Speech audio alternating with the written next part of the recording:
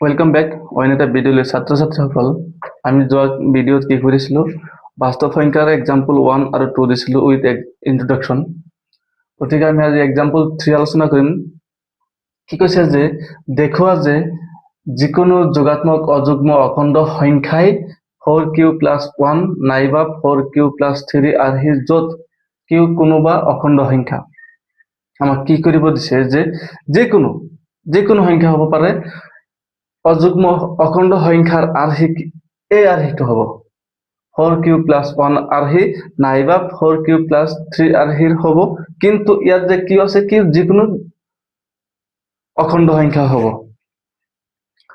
আমি সলিউশন কৰিছো লিখি লৈছো যে লেট এ যিকোনো যোগাত্মক অযুগ্ম অখণ্ড সংখ্যা আৰু বি কি লৈছো আমি 0 1 2 3 বি আমি কেনেকৈ সিলেকশন কৰিছো আমি আগতে কৈছিলো যে ইয়াক যদি আমি বি বুলি বিবেচনা কৰো এইটো কিউ কিউ থাকিব এইটো আৰ তেতিয়াহ'লে আৰ সেইটো কি হ'ব পাৰে যে A equal B Q plus R এইটো আৰ্হিৰ হ'ব পাৰে লগতে কি আছিল যে এইটো আছিল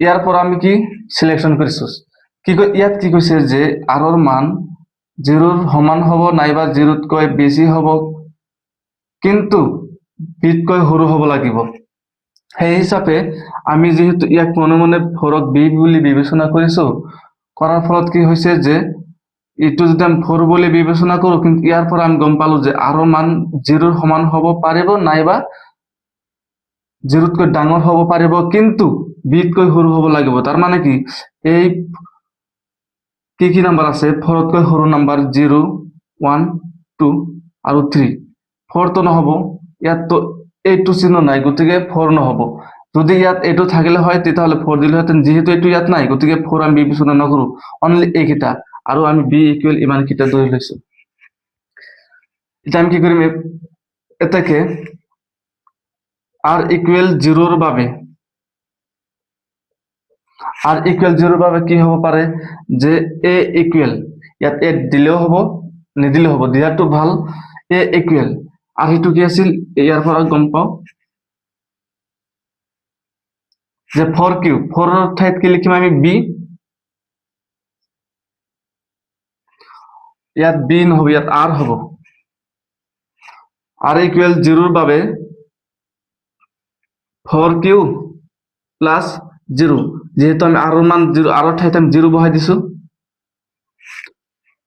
ইয়াক আমি ডাইৰেক্ট লিখে লব পাৰো কি লিখিব পাৰো যে এ ইকুৱেল 4q যেহেতু ইয়াত 0 দিলেও যি কথা নিদিলেও একেই কথা এগেইন আমি কি কৰিম আৰ ইকুৱেল 1ৰ বাবে আৰ ইকুৱেল 1ৰ বাবে কি লিখিব পাৰো যে এ ইকুৱেল বি আছিল 4q প্লাস আৰৰ ঠাইত আমি কি কৰিম আৰৰ ঠাইত 1 বহাই দিলো এগেইন আৰ ইকুৱেল আমি কি 2ৰ বাবে লম 2 কি হ'ব পাৰে এ ইকুৱেল 4q প্লাস কি হ'ব আমি আৰ কিমান লৈছো 2 এগেইন আমি আৰ ইকুৱেল 3 লম কি হ'ব পাৰে এ ইকুৱেল 4q প্লাস কি আৰ ইকুৱেল 3 সো ইয়াৰ পৰা আমি কি গম পালো সো ইয়াৰ পৰা আমি কি গম পালো যে নাম্বাৰিং কৰি দিম 1 2 3 and 4 আমি ডাইৰেক্ট লিখিলাম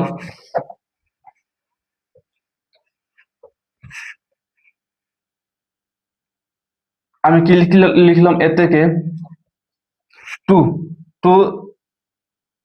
এইটো আৰু ইফালে কি কোৱেশ্চনৰ লগত মিলিছে না নাই গতিকে 2 আৰু 3ৰ পৰা 2 আৰু 4ৰ পৰা 2 আৰু 4ৰ পৰা আমি কি লিখিব পাৰো যে যিকোনো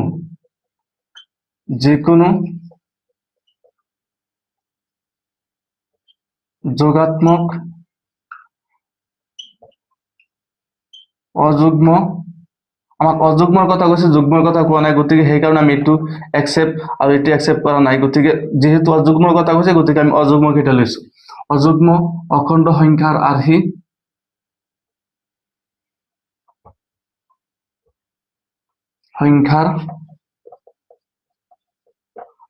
কি হ'ব দুই নম্বৰত কি আছিল যে 4q প্লাছ 1 নাইবা 4q প্লাছ 3 ইমানখিনি হৈ যাব লিখিলে। পৰৱৰ্তী এক্সাম্পল কি আছে 4 আমি লিখি লওঁ। সো এক্সাম্পল 4 আমি আলোচনা কৰিম। এক্সাম্পল 4 দীঘলীয়া হোৱাৰ কাৰণে লিখা নাই।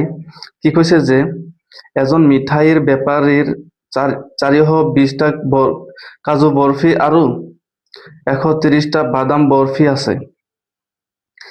তেওঁ সেইবোৰ কেইটামান থাকত এনেদৰে সজাব বিচাৰিলে যে প্ৰতিটো থাকতে সমান সংখ্যক মিঠাই থাকে আৰু ট্ৰেখনত এইবোৰে আটাইতকৈ কম ঠাই আগৰে।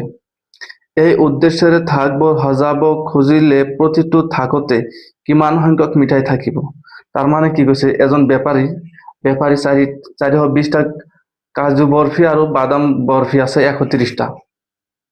গতিকে এই 130টা আৰু 420টা ই বেচাৰা কি কৰিব বিচাৰি আছে যে এনেকুৱা থাকত সজাব বিচাৰি আছে যে আমি কমলাৰ দোকান আপেলৰ দোকান চাইছো যে কি কৰে সেইবিলাক ইমান ধুনীয়াকৈ সজাই থৈ দিয়ে, থাক কৰি থৈ দিয়ে।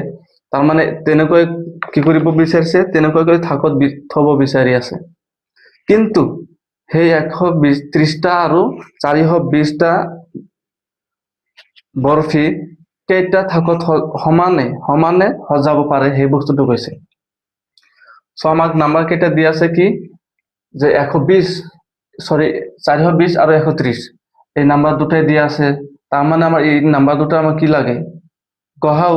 আমি এক্সাম্পল 1ত যে কৰিছিলো গহাও লাগে। গতিকে আমি কম্পেয়াৰ কৰিম এই সংখ্যা দুটাৰ ভিতৰত আটাইতকৈ ডাঙৰ কোনটো। আটাইতকৈ ডাঙৰ হৈছে 420, তাৰপিছত 130।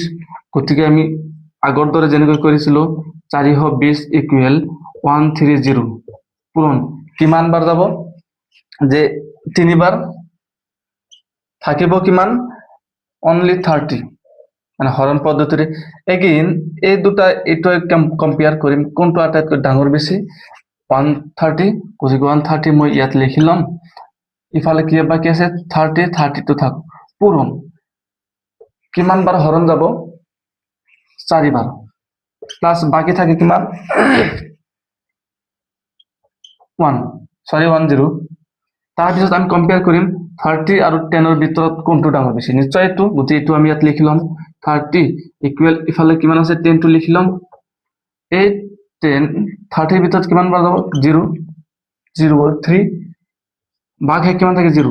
তাৰমানে ইয়াত কিমান পালো 10 পালো। গতিকে গহাও কি হ'ব, কিমান হ'ব গহাও হ'ব 10।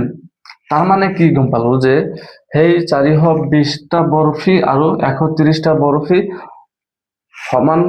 সমানটা ভাগত ভাগ কৰিব পাৰিব, কিন্তু প্ৰত্যেকটো শাৰীত 10টাকৈ থাকিব। আমাক লিখি দিছে কি যে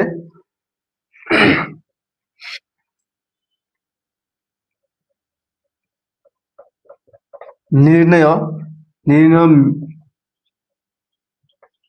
মিঠাই বিক্ৰেতাজনে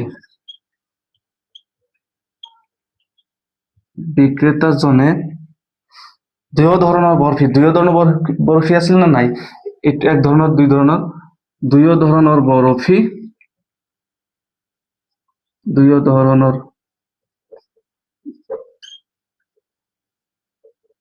বৰফি 10টাকৈ কি কৰিব পাৰিব প্ৰতিটো থাকতে, মানে শাৰীত প্ৰতিটো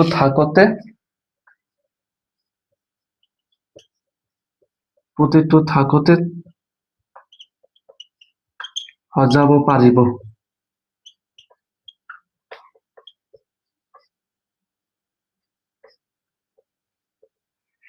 সো ইমানখিনি আছিল এক্সাম্পল 4। যদি বুজাত অসুবিধা হৈ থাকে গতিকে কমেন্ট কৰিবা যে ইমানখিনি ঠাইত বুজাত অসুবিধা হৈছে। মই পৰৱৰ্তী ভিডিঅ'ত আলোচনা কৰিবলৈ যত্ন কৰিম। লগতে ডাইৰেক্টলি কন্টেক্ট কৰিব পাৰা মোৰ ডিসক্ৰিপশনত গৈ, তাত ইমেইল আছে, মোবাইল নম্বৰ আছে, তাত গৈ কন্টেক্ট কৰিব পাৰা। এইটো 10 হয়।